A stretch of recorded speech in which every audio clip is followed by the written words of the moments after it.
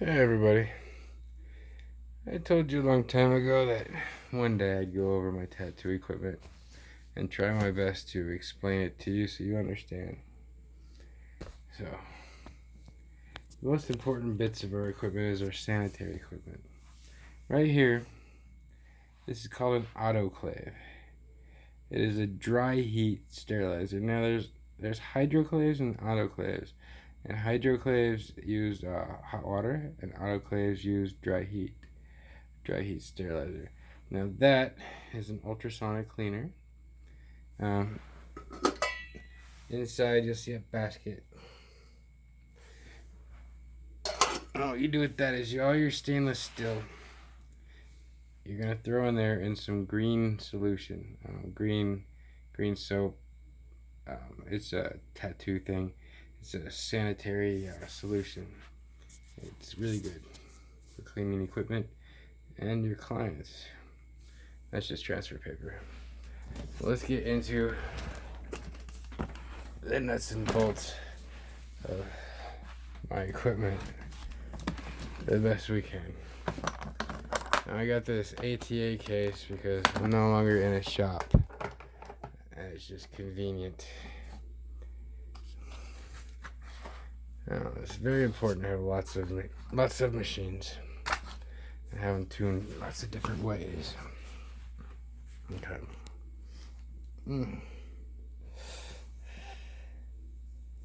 This is gonna be a long video.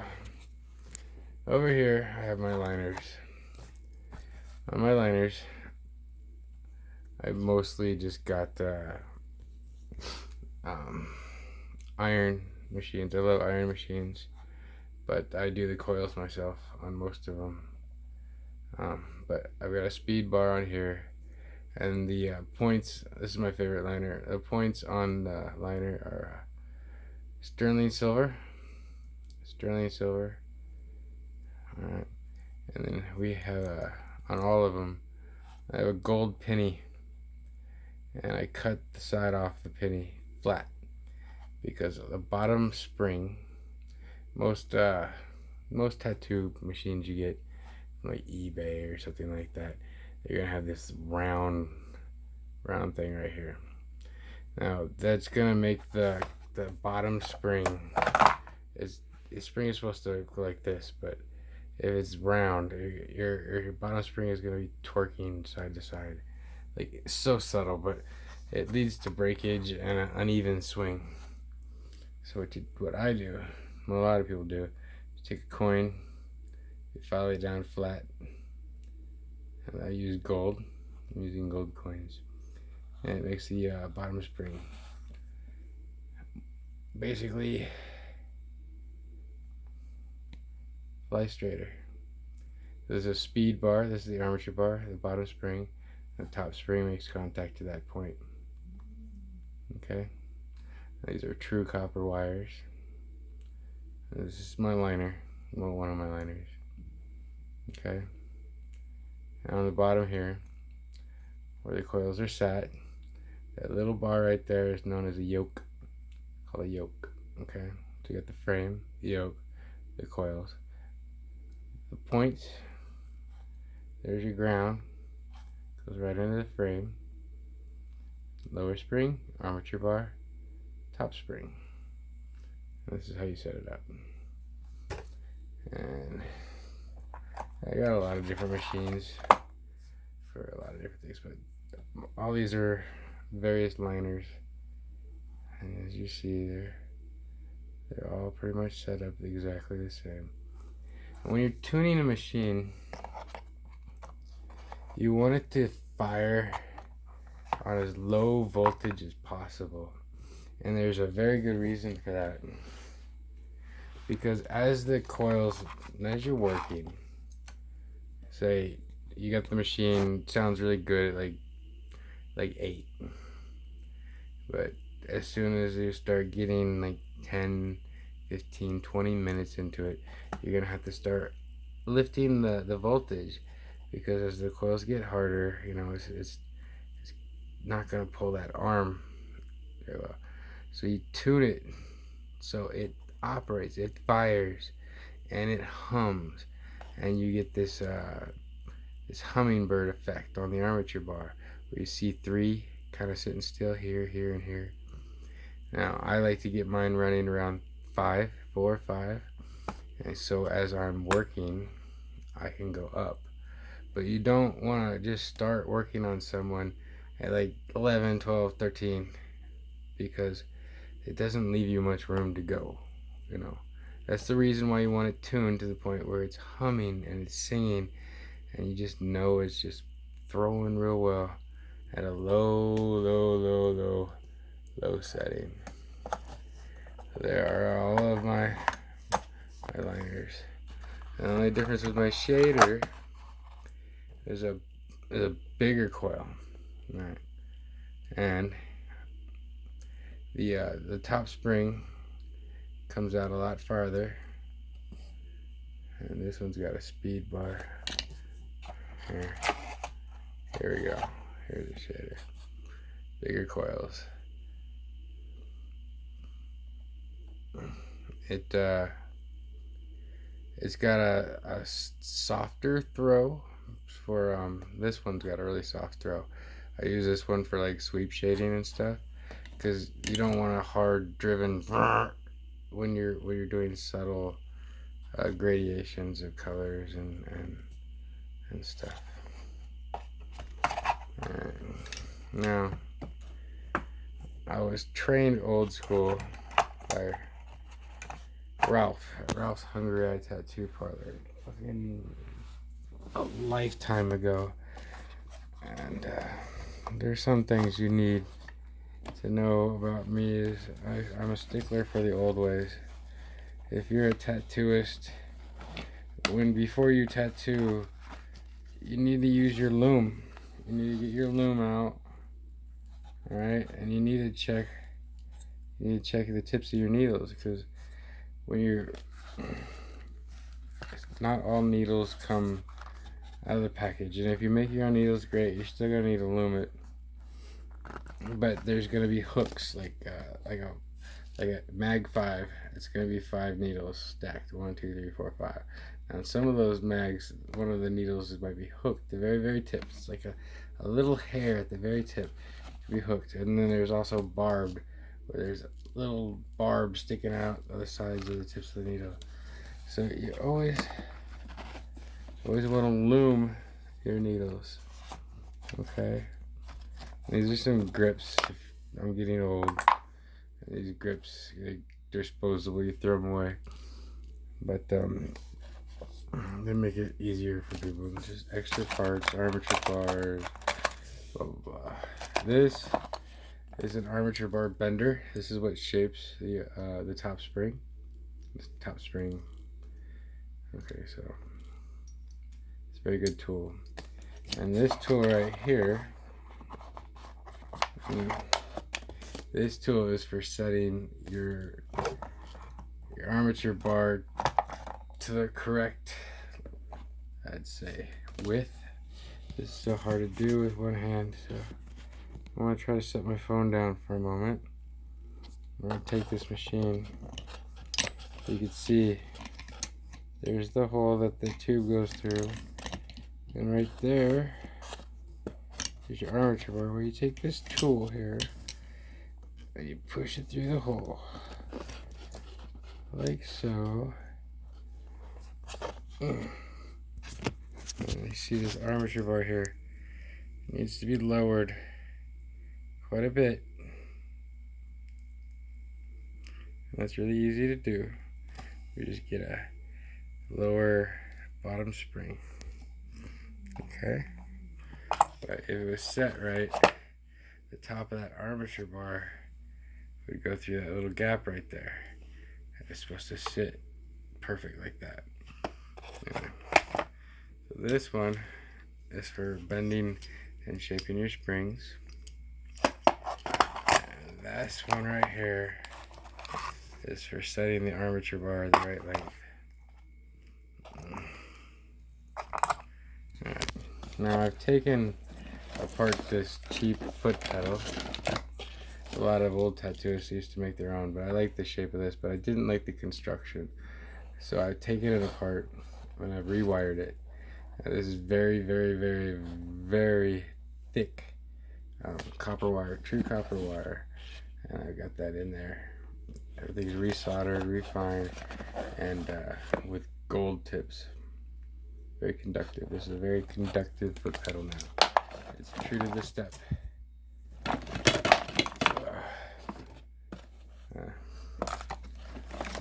Little tangled though. And I made my own alligator clamps for the machines. These are really easy to make, actually. But I've been doing this for so many years. I got in this phase where I was into wrapping all my cords with paracord. But yeah, these are easy to make. If you know how to solder and you know anything about electricity, you're gonna wanna, if you're making your own wires like I am, you're going to want to find out how Ohm. You're gonna need to know a little bit about Ohm's law, but mainly you're gonna need to know about metals and how conductive they are. Okay. Standard pair of scissors for cutting stencils. Glasses, so you can see what the hell you're doing. And in this bottle we have alcohol and water. I use that to spray, clean the skin off before the tattoo. Now I use petroleum jelly, but I don't use it on the human being. It's an old tattoo trick. You take your ink cups, and then you dip the bottom of the ink cup in the petroleum jelly, and they'll stick to the top of the table, and they won't tip over. So if you're having trouble with your ink cups tipping over, just dip the bottom in petroleum jelly and set it on the thing. That's an old secret. Alright, the only ink I'll ever use is Dynamic. Dynamic is the best brand. Been using it for probably about 20 years. So Dynamic, I got lots of Dynamic. Okay. Also, you're going to need a headlamp, so you can see what the hell you're doing. You know, a good headlamp.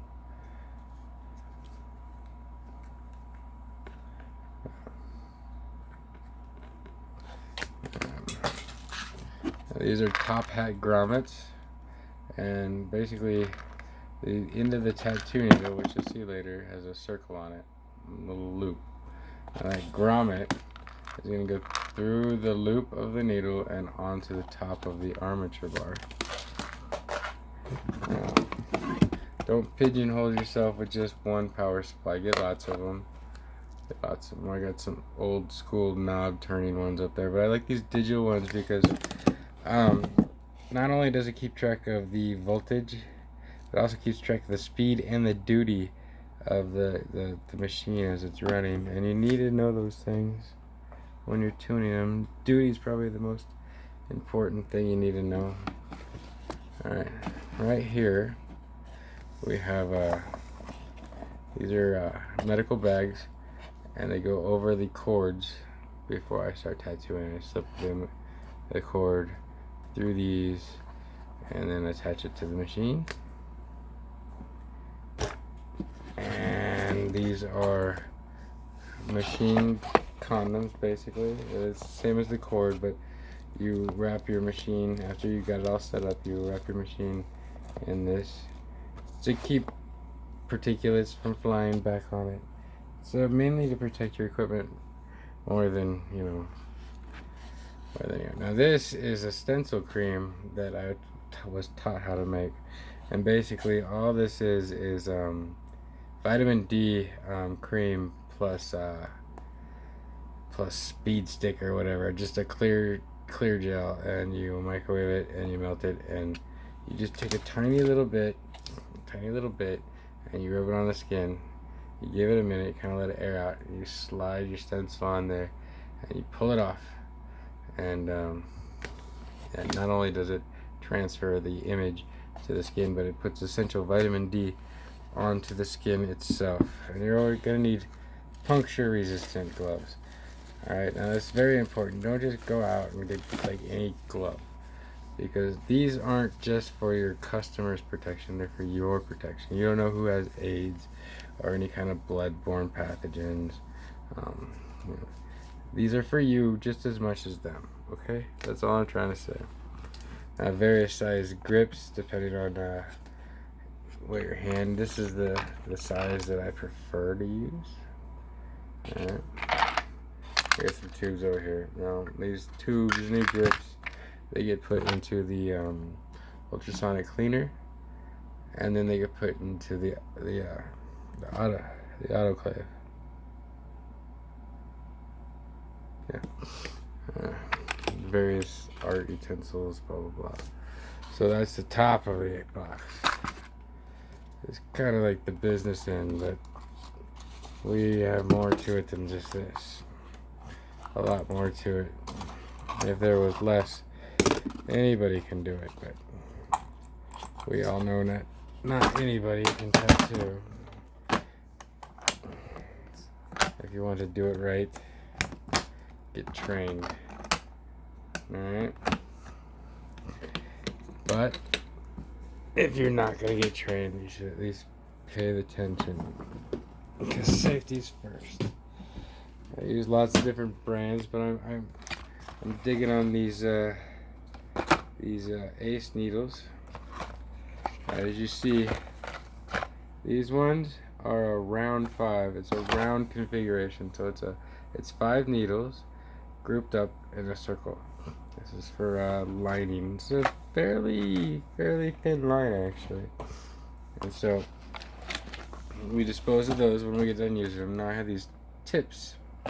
Alright, now these tips are disposable too. These tips these tips attach to the grips that I showed you. They're plastic, and after we use them, we throw these away. Alright, so we'll grab like the R5, the round needles, and we'll grab the corresponding tip.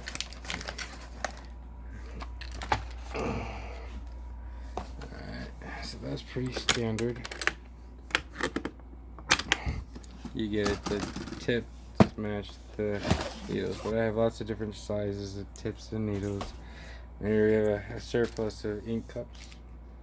Never have too few of those. And here's some different ones. This is a flat tip. It's a mag. So this tip is for 11 needles straight across. And this is a round 3, even finer line. And then we got a flat 7, which is also just a mag. And you got the M92s, which are like 9. M92 basically means it's 9 needles, but it's 2 stacks. So it'd be 5 on the bottom, 6, 7, 8, 9, 4 on top. So it'd be 5 and then 4 stacked like in the groups. That's how you understand about the stacked mags. And then some more random parts, because we build our stuff, we tinker. It's a flat 5 tips, dynamic ink. This is a brilliant blue. I love dynamic. Ray used dynamic. I use dynamic. It's just the way I was trained. I guess I'm just old. All right. Oh yeah, and then down here we have more gold